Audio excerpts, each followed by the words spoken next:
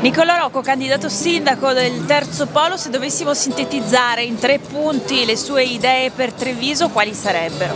Tenere insieme le grandi ambizioni con un cuore provinciale che è orgoglioso della cura delle piccole cose. A fianco a me avrò tanti giovani, tanti ragazzi di 35 anni che dopo degli studi importanti, dopo aver lavorato in grandi città, scelgono di vivere a Treviso perché credono nella qualità della vita di questa città. Riportarli significa anche andare incontro alle tante solitudini di genitori che vedono i propri figli andare via, di educatori, di insegnanti che per guardare con fiducia e speranza al futuro hanno bisogno di capire che la città continua a crescere. E nello specifico questi punti salienti in che progetti si possono tradurre? Io sono partito parlando di 3 progetti. Il primo progetto è un auditorium per la cultura. La nostra città ha una rete di festival straordinaria e ha bisogno di un polo culturale capace di attrarre convegni, attrarre professionisti.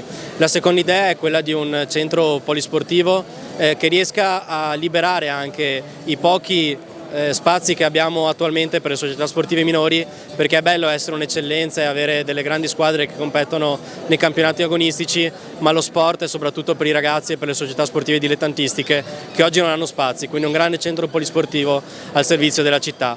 La terza idea è una cosa molto piccola, ma io voglio fare non una ma 10 campagne elettorali, una per ogni quartiere. Penso per esempio al Parco Eolo, che è stato un progetto bellissimo, e io vorrei un Parco Eolo in ogni quartiere. Partiamo per esempio dal Parco Ali Dorate a Monigo, può essere una cosa semplice, la cura delle piccole cose, i parchi e i marciapiedi, ma è nei quartieri che si costruisce la qualità della vita dei cittadini. L'attuale sindaco Conte lei l'ha definito un avversario, non un nemico. Quali sono i principali punti di discontinuità rispetto alla sua amministrazione? Non vedo in Mario Conte un nemico, ma sicuramente un avversario, perché i veri nemici di Treviso sono 2: l'inquinamento e le solitudini sempre più forti nei nostri quartieri, nelle generazioni più anziane, nei ragazzi che escono dalla pandemia.